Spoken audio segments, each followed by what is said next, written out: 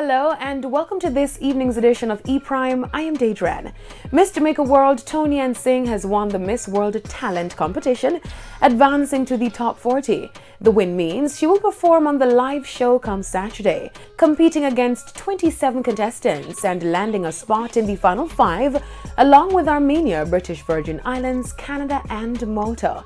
The top 5 finalists then performed at last evening's Beauty with a Purpose charity gala ball, where she impressed to take the top spot for talent. Tony Ann has been impressing so far in the competition with coveted features on the Miss World official page. She has also impressed in her head-to-head challenge, where she spoke about her work with the Women's Center and opened up about her family's struggle with teenage pregnancy. The truth is, I am the descendant of 2 women who had children during their teenage years.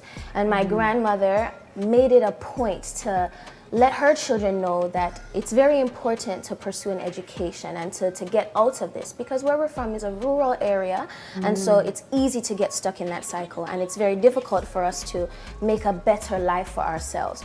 Right? So my grandmother made it a point, and because of that, I've been able to study all these things and to pursue my passions and to, honestly, to be here.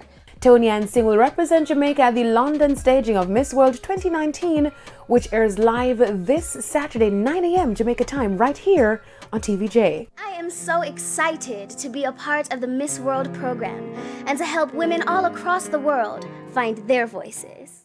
One love, one heart, give thanks and praise to the Lord, and I will feel alright. That's it for this evening's edition of E-Prime. I'm Deidran. Thank you for watching.